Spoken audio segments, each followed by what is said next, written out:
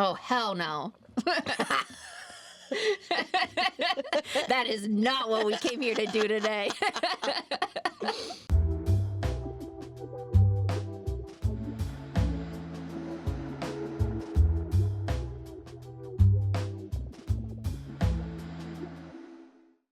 Let's just get right into it. We're back. We're ready for action. I'm so excited. Okay. What are you looking at?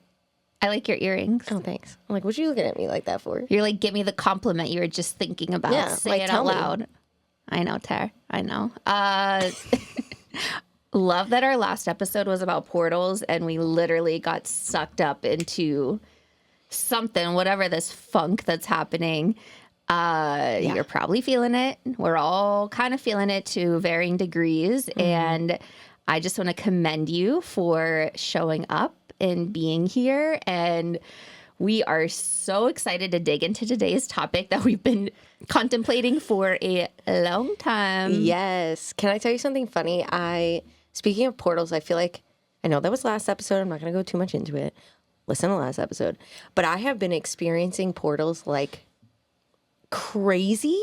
So it is really funny that our last episode was portals and then we disappeared because, side note, it was a lot of a technical issue. So I think with merging through the portal, all the fields got fucked up, plus solar flares, plus eclipse season, plus the whole fucking 9 yards. But I've also been seeing portals in reality as well. Like, for example, something so small, but we were at a friend's softball game and our friend hit a home run and it went all the way, like, couldn't see it anymore. And the second that it was out of sight, the same ball came from behind us and landed right in front of me. And everyone was like, what? Did it go through a portal? Obviously, it was from the game next door, but it was just like such perfect timing in the sense of like, as soon as that one blinked out, this one popped in. And it was just so, and we were all joking about portals. Or your girl saw a glitch in the Matrix on the way here. On the way here? On the way here. And it was the first time that I've ever seen one in reality only, like not energetic, like feeling like, oh, there's that glitch, or I feel this, or blah, blah, blah. I'm driving here, and you know how like it's officially fall, and you know how when leaves fall, sometimes they kind of like spin and they look like they're in like a little tornado as they're coming down, like the little helicopters. Helicopter, yeah. Yeah. I'm driving here and I'm paying attention because the leaves are just starting to change, even though it's still like fucking almost 80 degrees some days. I am very confused. And I'm looking at the trees. I'm like, oh, these red maples are so beautiful. And I see a leaf falling in the sky. And I go, oh, I love seeing leaves fall. It wasn't falling. It was staying in the same position in space, but spinning. And was just like holding... Now listen, could there have been a gust of wind going one way and a gust of wind going the other way and keeping it at a perfect spot in the middle of the space? For sure. I'm sure it's happened, you know, but it was just so crazy to see a single leaf spinning on its axis and floating in space. And I literally was like, oh, Mama just saw a glitch in the Matrix on the way to work. So that got me very excited, thinking all portals, but I'm happy we're back. So, girly, now that we're back, a little freak check. How you feeling today? Yeah. Yeah. I was like getting into the car to come here and I was like letting out all these like Baba Yaga moans of like I feel this crazy like teetering between my crone energy, my maiden energy, I'm just feeling it all at the same time. And it's so funny to me to like be this like youthful, vibrant female, but then also be this like old woman who isn't afraid to experience all the phases of death within life. And, you know, what I really wanted to talk about for my freak check today was, you know, we talk a lot about programming and what you consume, and there have been a few shows, and I'm not really one to like watch stuff. Like I'm kind of I repeat the same shows because it's comforting. and I don't have to really pay attention, right? Yeah.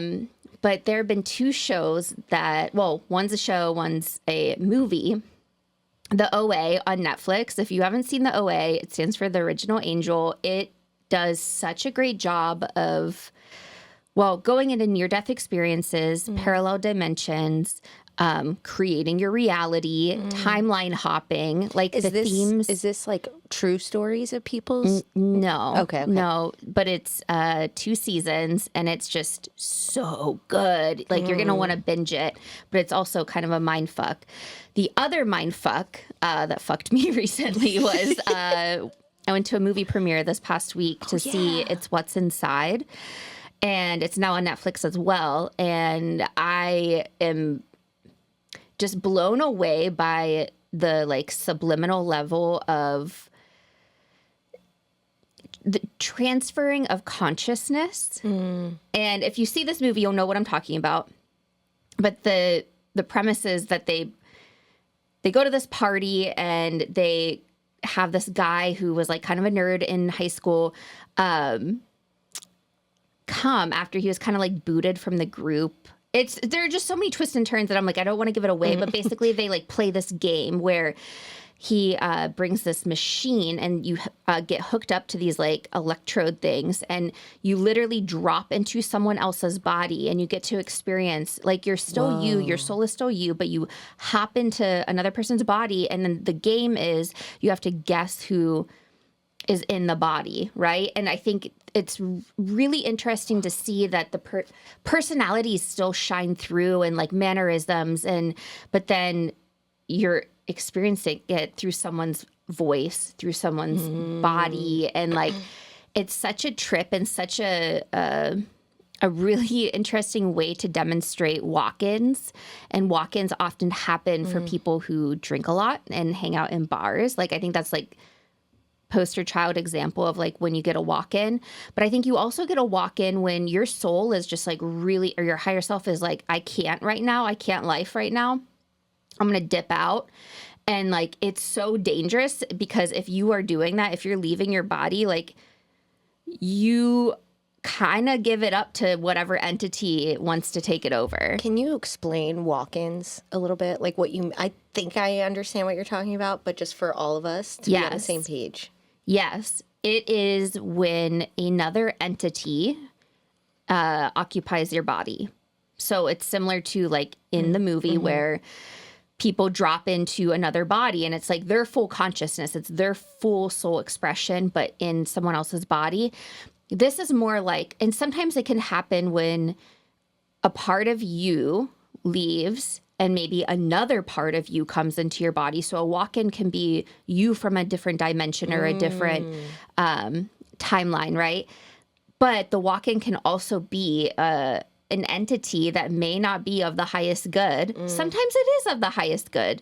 And they come in and they start to use your body. They use your life to get to experience life because they can't experience life without a body. What's the name of that movie?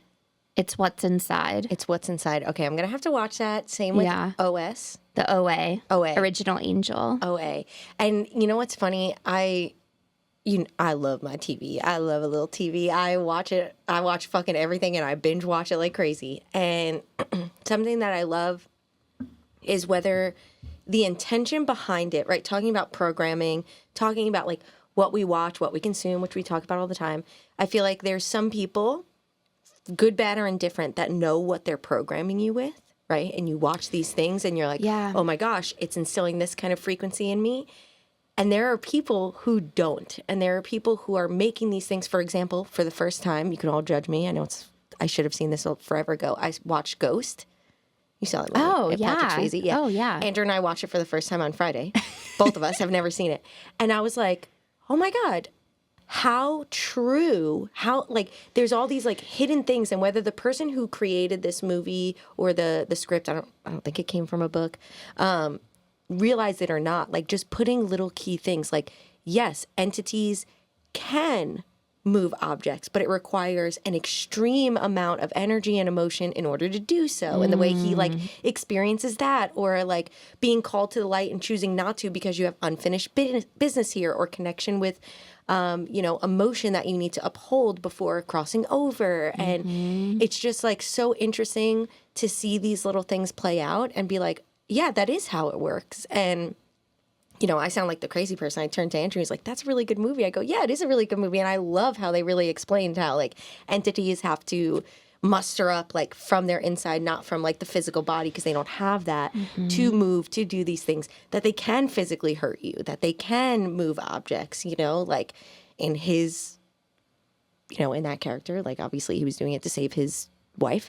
But it's just like, it's something I've been thinking about a lot, is just how media sometimes even unintentionally is programming us. And even the fact of like seeing big artists shift from like, even like Snoop Dogg, right? Making like the Affirmation Kids album. And I'm like, that is a piece of consciousness awakening. Now, like, there are all these rappers or artists who, put out a certain frequency, and all of a sudden, like within their own awakening was like, hold up, what am I putting out in the universe? How do I reset that and give something different? Give like, who was it? Lil Jon, who did the meditation album? Oh, I don't know. I think maybe it was him. But it's just been really interesting to see. Andre 3000 with his flute, his like... I don't know if I know that one. Oh my God.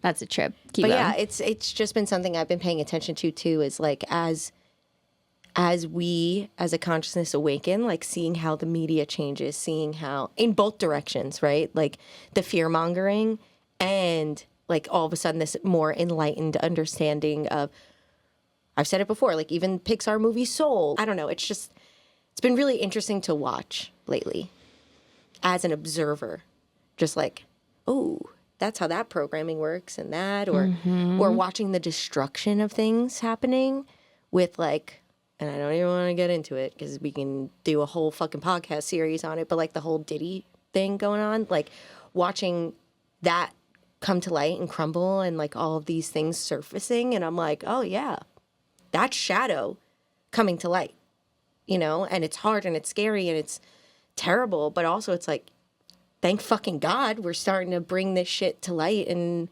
hopefully do something about it.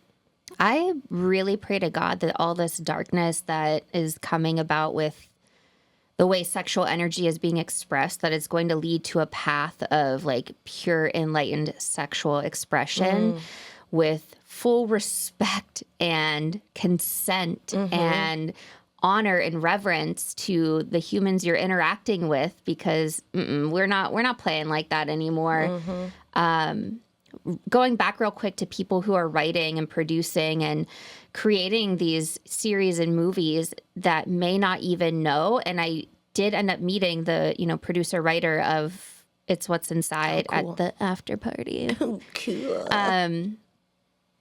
Yeah, it was cool, but I talked to him for a little bit, and I'm like, oh, I don't think you fully grasp exactly what you put out yet. And I'm really stoked because I think one day it's going to click for you exactly what you put out there into the world. And it's really much bigger than I think he knows at this point.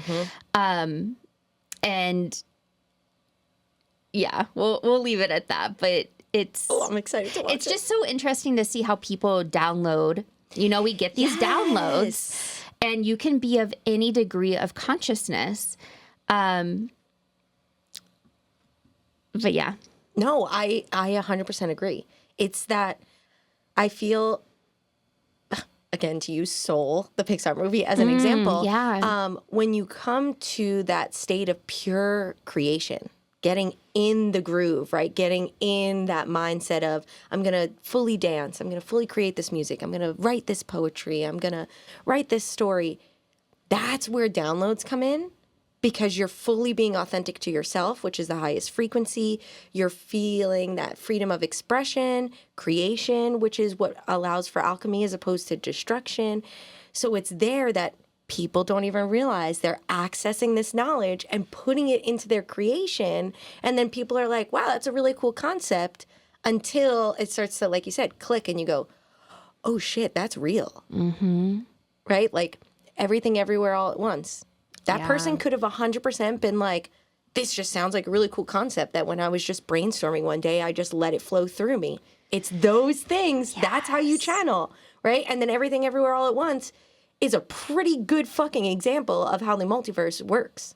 So it's just like allowing yourself to have the freedom of expression in your own creativity.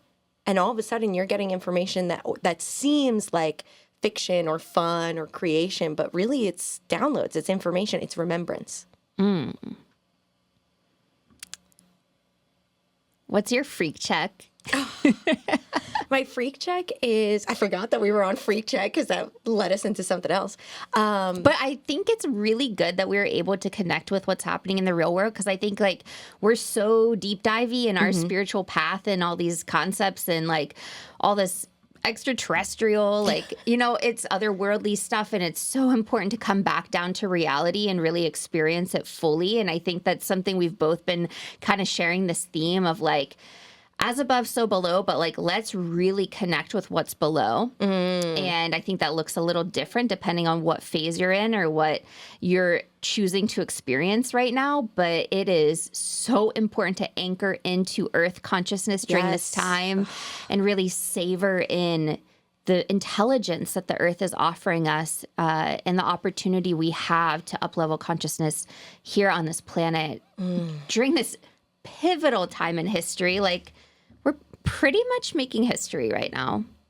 Yes, 100,000%. And there is so much I want to say when it comes to what you just shared, but I'm going to put a pin in it because it really relates for me for what we're going to talk about our next episode. So I want to have the space to really dive into that. So let's remember that. Let's put a pin in that for next episode. But my freak check today, I've been thinking, speaking of like experience the so below, I've just been really paying attention to my physical body. And on like a total reality, like real life experience, our school had a Raven Run the other day, which is kind of like, you remember the March of Dimes growing up? Yeah. I don't know if I told you this, but I was like, okay, I'm just gonna, your girl is not a runner. I used to be a runner. My knees are shot. I don't run. I've been connecting with like my higher self in a really new way. Again, that's for next episode, but it's like that as above, so below, really anchored in the so below, because for someone who doesn't run, I ran like four miles, a total of 6 miles with running. And it was like a breeze and my knees didn't hurt. And like, all of a sudden I like got home. I was like, what the fuck? Like, where did this come from? Like, I don't do any physical movement at all. And I just ran 4 miles and like, or like moved for 6 miles straight without any break or like anything. So physically I'm feeling very sore because as much as I stepped into my superhuman, my real human was like, well, girl, those muscles are unused. So I'm feeling sore. I'm also feeling, speaking of like media and like what we project, I'm also have been thinking a lot now that we're back in the studio. It's something that keeps coming up as I look at social media. This concept of censorship that has got me feeling kind of uncomfortable about being in media in a sense, because I'm all for like checking your resources and like seeing who paid for that study or who is endorsed and, you know, whatever. I'm not saying we take everyone's word as fact. But what I'm saying is that everyone should have the opportunity to speak their word. And what I'm seeing is like, whether it's for the purpose of like not triggering people or not, you're still speaking the same information, but we're not allowed to use certain words. Like they're using like the word essay, like a written essay for like SA, sexual assault, you know, or like, some kids were talking to me and they were like, oh, you know, if you curse in the first like 5 to 7 minutes of your YouTube video, they won't put it at the top. And I'm like, been our issue. I'm like, that's me. That's fucking, oh, there it is. That's me. And like seeing people having to like use different words just to skeet around the algorithm. And I'm like, I'm all for making sure that your content at least has the front of like, hey, we're going to be talking about this topic that could be triggering to you. You know, trigger warnings, absolutely. But you're not changing the subject of what people are saying. They're still talking about what they're talking. They're just using code words. And that is something that is really kind of breaking my heart, because people are having to censor themselves in the tonality and in the way they speak and in their mannerisms in order to get their truth heard. They're talking about things happening in the news and the importance and like being, you know, like I watched this video of this girl telling her story of when she, you know, was out on the street and got hurt. And she needed to censor herself, but all she was trying to do was share information to make sure other women were safe. And I'm like, how unfair that this woman already felt small and already got her like reality shattered, and now we're not even letting her hold herself true to who she is because she has to silence herself. And I see where it was headed in the sense of like making sure we're not only talking about these terrible things, but also you're not letting people speak their truth. So as much as I am very excited to be here, there's also this little inkling of like, man, who knows how many people aren't going to hear what we have to say because I use the F word. Which is so therapeutic to use. So therapeutic. And I use it constantly. And I know it can be jarring for some people to hear if they're not in that vibration. So I totally respect that. And, but that should be their choice to make. Yeah, not for the sure. algorithm's choice. For and sure. I think that's what gets me is like, if I listen to a certain person, whatever kind of words they're using and it doesn't resonate, that's my choice to unfollow, unsubscribe, not listen, scroll past. Yeah. But now computers or whoever is making that decision for you, what you're, and this is something we've already known with the algorithm, right? What they want you to see and what, but it's just like, it's really disheartening because now I'm seeing it play out fully because people are smart enough to recognize the algorithm and have to change who they are to beat the algorithm. And I'm like, I'm not trying to play that game. Yeah. But also I'm like, beep, I need to play that game. You know what I mean? So it's tough. That's where I'm sitting with my free check today. Well, let this video be swear word free in the first 5 to 7 minutes so it gets heard to everyone who is meant to hear it. So if you're here today, you are meant to hear this message. So I'm like, am I going to have to start beeping in the editing? Ugh, God, that would be so annoying. I'm not doing that. That's more jarring than the actual swear word itself. Right? I know. Just 5, 7 minutes. Just try to hold out. Just try to bite my tongue. That's why I let you speak first today. I was like, let me let her go first. But to the topic of today, which you see in the title, we've now realized, so it's not a surprise, is blessings. And this is something that we've wanted to talk about for a while now. I actually had to scroll back in my journal and I was like, oh my God, that was like a month and a half ago that we were talking about bringing this topic to surface. But of course, in divine timing, as it always is, I feel like my understanding of blessings has anchored deeper in the time that we've been trying to record this.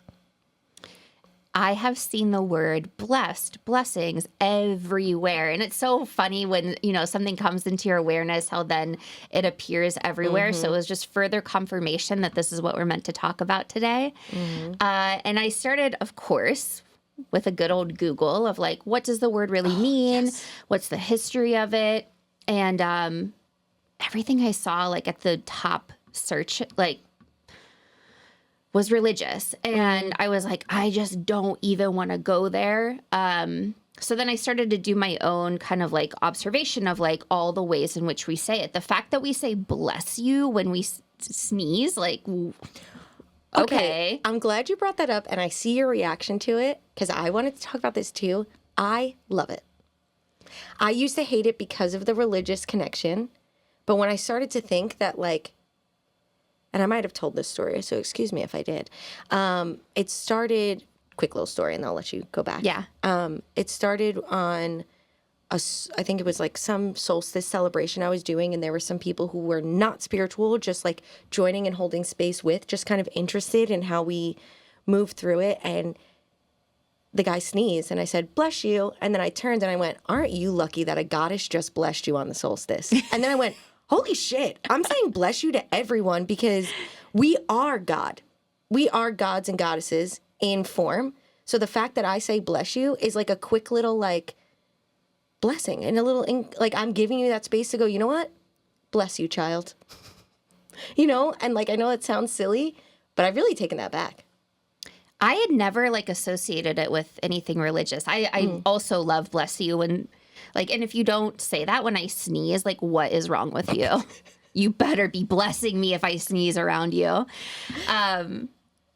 But it's so interesting how it can be taken in a million different directions and be so triggering to people because of religion or whatever. Even like in the South, when a Southern lady says, bless your heart, like that actually, I didn't know this until someone from the South was like, yeah, that's kind of like a, you poor thing. But it can, depending on who's saying it, how they're saying it, it can very much be a bless your heart. Like I feel for you. I see you, sympathy. But a lot of times it's like a bitchy, underhanded. Like condescending? Yeah. Yeah. I didn't know that either. So years ago, I've been a huge Matt Kahn fan for like a long time. If you know me, you know I love Matt Kahn. And he would always talk about saying thank you. And kind of as like a, and I don't want to say this is his like replacement. It was kind of my own interpretation. But instead of saying F you, you say thank you. Ooh. But I think we can also be saying bless you, right? Yeah. Yeah. Because lessons are often blessings. Yes, they are. And life has been lessening us to like the utmost degree. And it's been such a trip for me to experience like lessons that I thought I would have gotten past in my like teen years, coming back, having me acting like a teenager and being a little punk, and like the way I even communicate. I'm like, I know, as I'm like wearing my corn shirt. You're like acting like a teenager, corn. I was such a mousy, meek little teenager who just wanted to keep the peace. And I feel like being able to finally channel into the rage I didn't give myself permission to feel as a teenager, for like all the betrayal I experienced as a teenager that then kept repeating itself through relationships in my 20s and now into my 30s. And I'm finally at this point where I'm cutting off and I'm saying no more. And to jump from that reality into the reality that like I was experiencing when I was not dating and when I was really tending to myself and doing so much self-care, and like spiritual practice was like at its all-time high.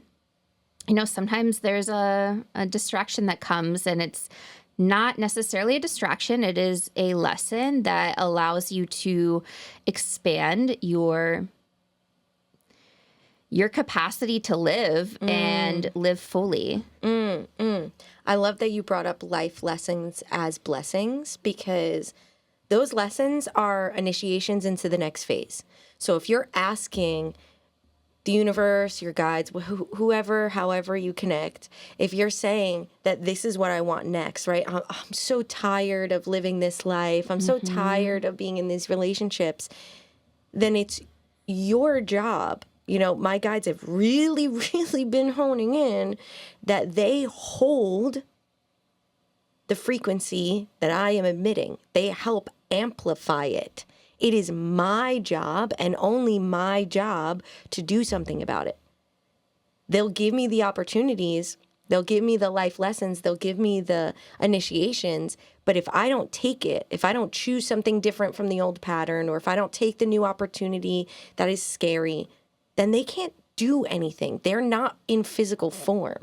They set the energy up so that way you can kind of like realign yourself to it. But if you're not choosing to, I think for me, blessings really brought front perspective, right? If you're looking at the things that are making you act like a 17-year-old and you're like, here it is again, you know, and like just being pissed, which fuck, we're allowed to be, don't get me wrong. But then you're not sitting here and being like, well, what is this blessing? What is it letting me learn? What is it bringing forward to me? Then you're missing out, and you'll stay as that 17-year-old girl, or as that, you know, younger version of you, or the one who was traumatized, because you're not taking this beautiful, challenging, yes, but beautiful opportunity to do something differently. It really comes down to perspective, like you said, and is it a blessing or is it a curse? You get to choose if it's poison or if it is this nectar salve to soothe your soul in a way that it has never been comforted for these, traumatic events that have happened in the past. And what's really interesting that I've been witnessing, the poison path is it trickles out into every other relationship. It can be felt. You cannot hide that consciousness from your loved ones. And it, going through what I just experienced, I don't want to put my friends and my loved ones through the poison of having them have to witness me experience something that, while I'm so grateful for, I needed to cut it off, and I was the only one who was, able to really cut it off. And I'm so grateful for everyone in my life throughout this process because it's been a lot. And I do also believe that having experienced what I did is going to prepare me to hold space for other people who have experienced very similar situations and have that much more empathy and compassion. And I do really, truly believe that those of us who are the light workers, teachers, space holders, we have to go through a certain degree of that pain and that trauma to remember and to have that key code awaken within our DNA. So then we have the remedy for it. We have the solution to really helping others heal from it. And as a guide, not someone who's there to transmute on behalf, but someone who is there to hold space for. And I, for years have been saying, like, I want to work with men. I really want to help men get away from porn and addiction and to really give women, to give men the space to heal so that they can be the men that women need right now. And, gender, whatever masculine, feminine energy you're embodying, right? We all are healing through this like very toxic masculine expression. And I very much got the download, the key code of toxic masculine that I knew if I did not eliminate this person from my life and thank them and send them on their way, I would not get the key code solution to then be able to teach. Wow.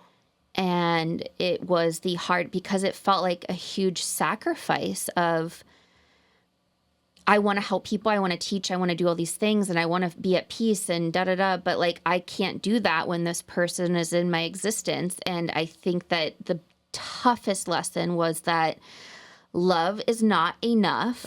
And if you don't have that self-respect and that self-worth, the love you have for someone doesn't mean shit. Like, if anything, that love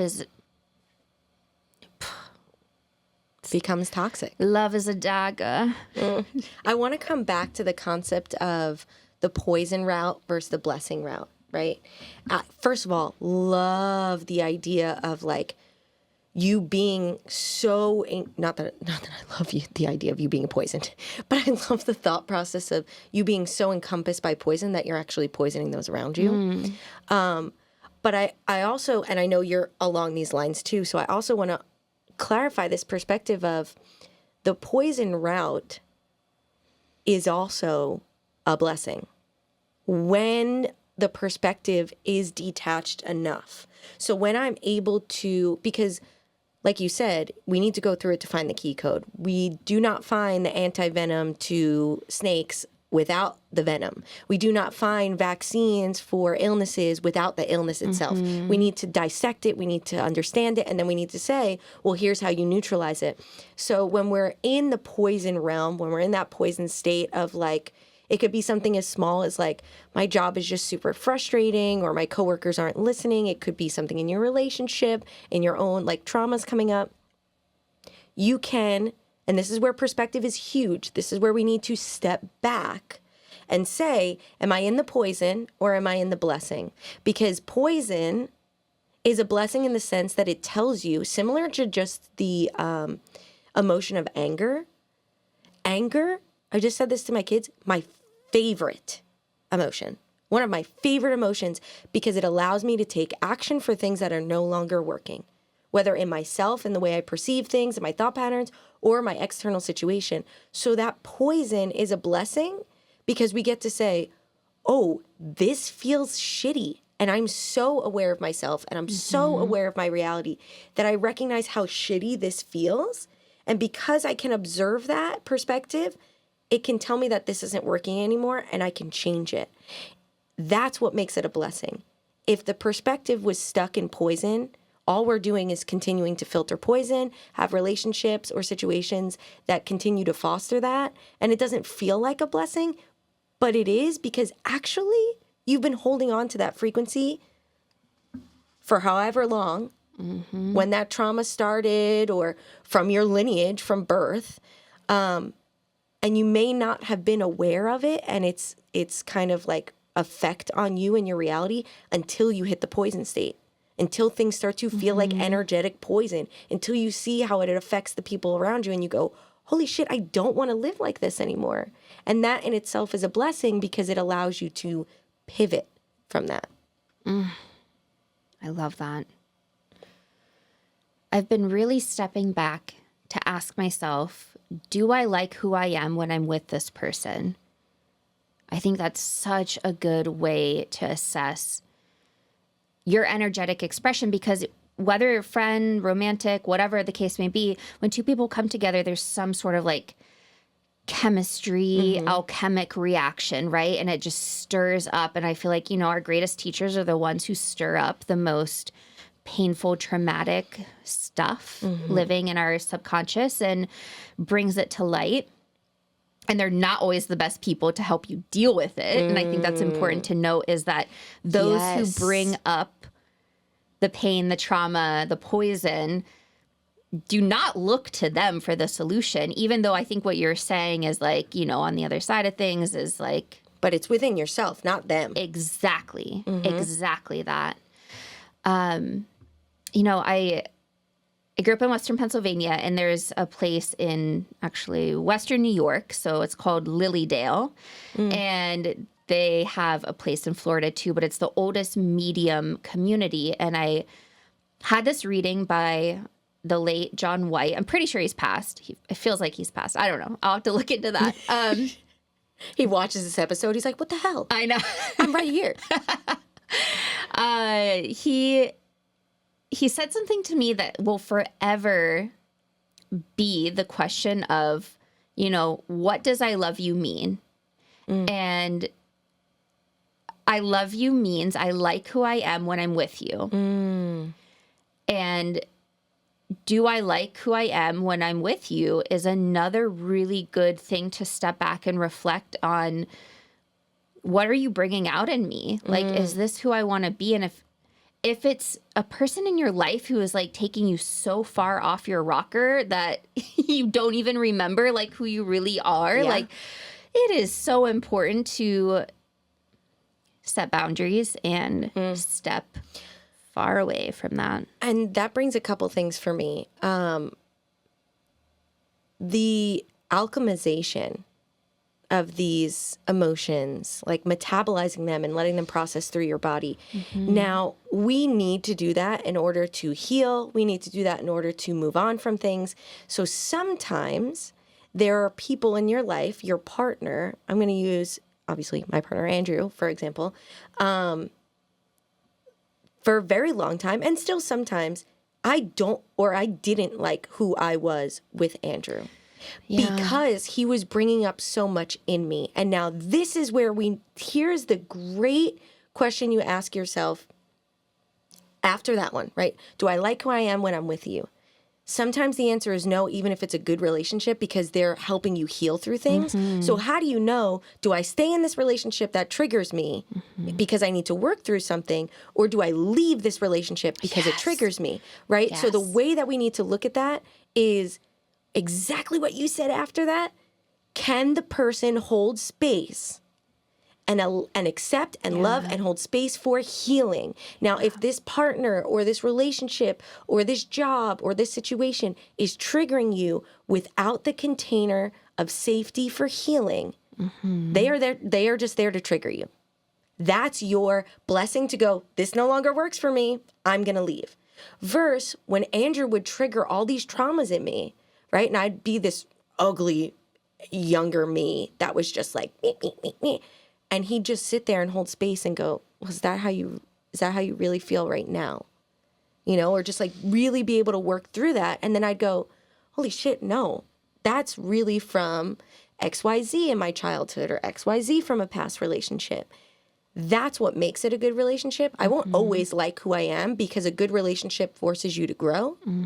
But if that person or that situation is not holding the space for healing, then all they're doing is triggering you. So there is no alchemization of that emotion or trauma.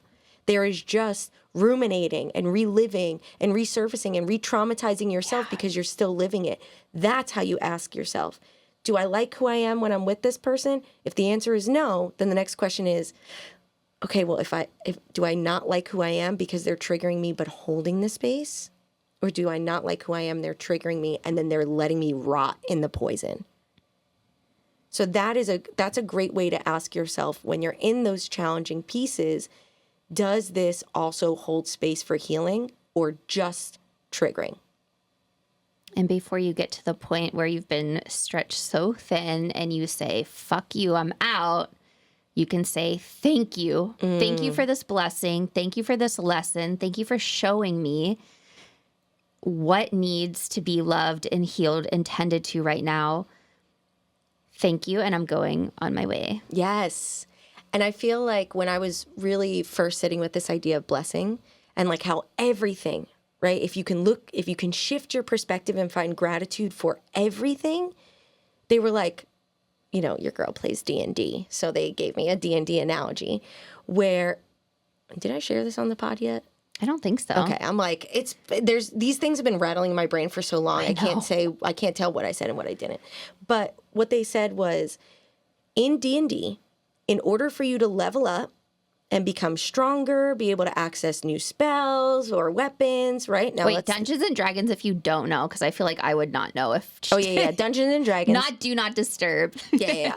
Dungeons and Dragons. And now, just that piece of it, right? In order for us to, quote unquote, level up, in order for us to access more spells or consciousness or be able to manifest more, in order for us to, like, have more skills in our tool bag, the way that you do that in the game and in real life is to gain experience points.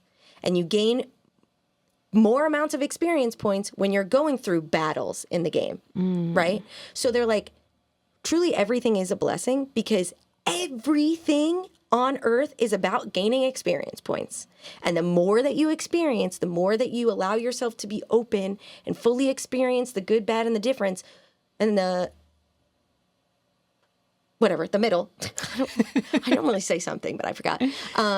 You're gaining experience points. And the more you experience, the more you can elevate your consciousness, as long as you're not stuck in the poison path, as long as you can see it as a blessing and learn from it and create from it, right? Victoria is saying, say, thank you for this blessing. I'm on my way. I'm not destroying it. I'm not making you feel like shit. I'm not slashing your tires, you know, like...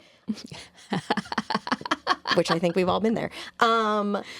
But we're sitting here and saying, I'm going to create something new. I'm going to create a safer space for myself. I'm going to create better relationships. I'm going to create stronger boundaries. So really understanding that, like, when we talk about this is a simulation and we dropped into this timeline, bro, it's a full-on game.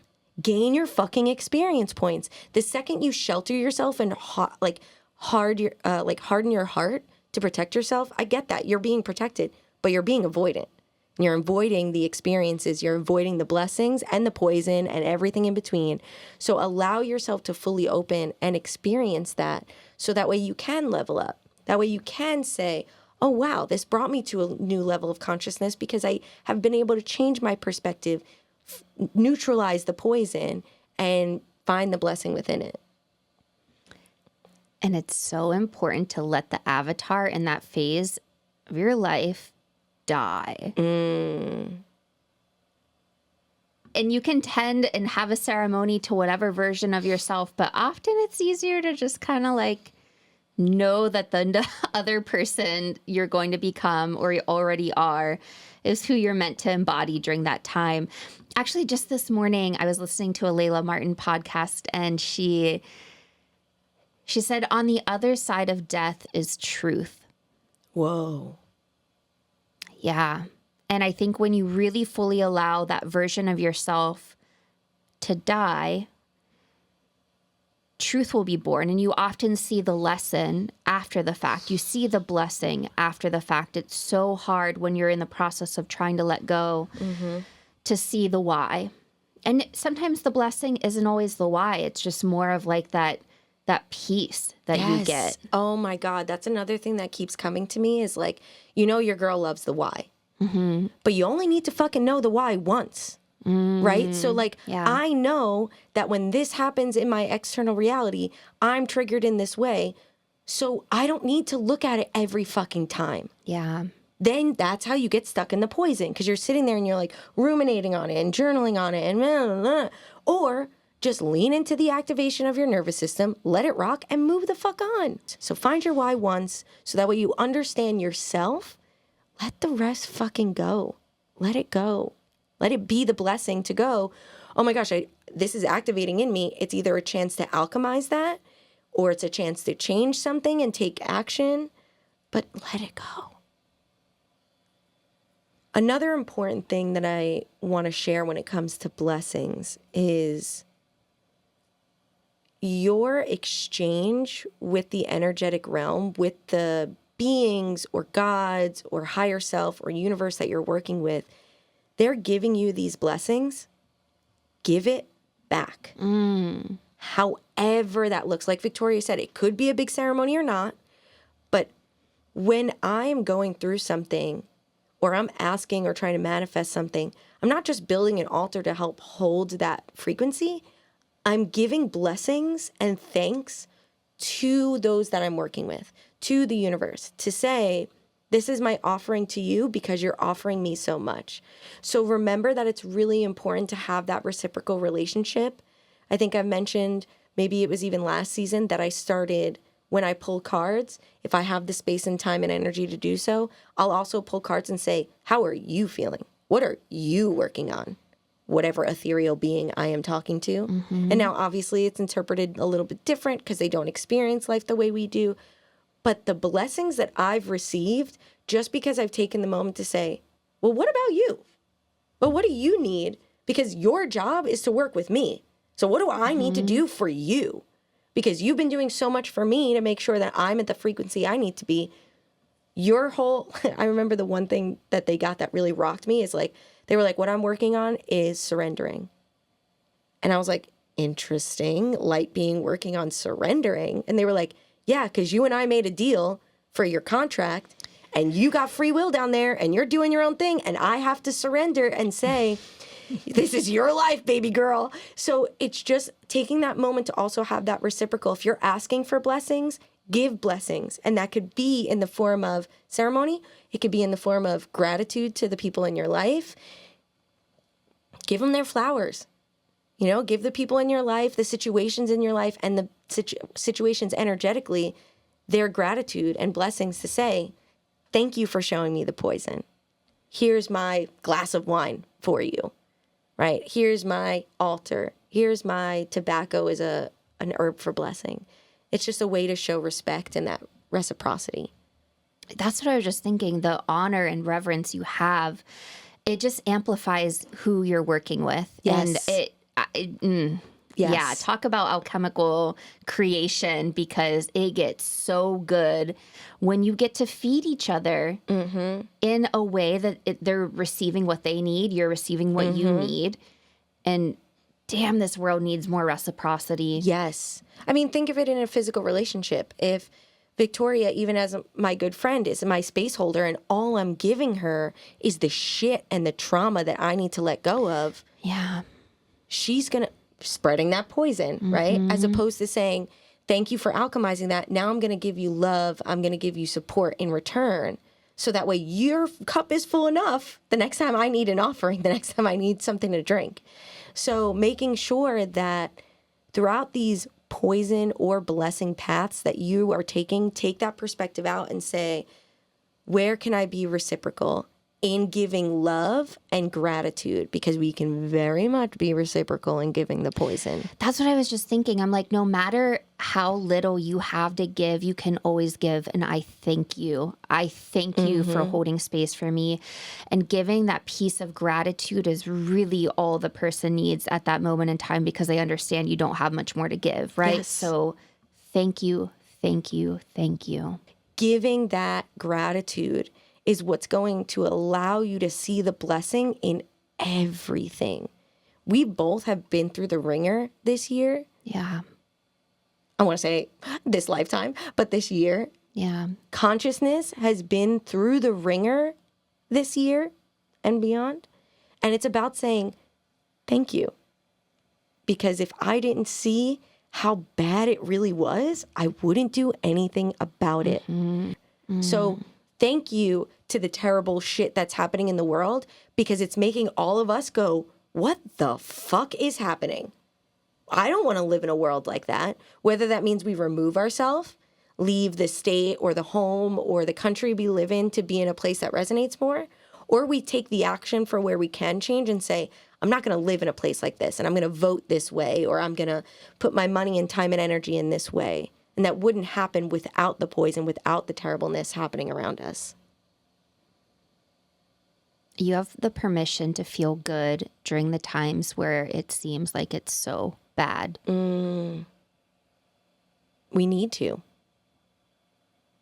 It is the way we combat. This is War Tactic 101. Feel good when they're trying to feed you fear. Do not be seduced by the fear. I know. I am feeling so grateful to be back, Yes. to be wrapping up season 5. We're like, what fucking timeline are we in? And so it is. As above, so below. As within, so without. Yes. Da-da-dee, da-da-da, da-da-dee, da-da-da. May you be blessed. Tune in next week for the season finale. We are channeling some pretty... I'm excited about next week. We'll see what we come up with. But we love you, and may you be blessed. Thank you. Bless you. Mwah.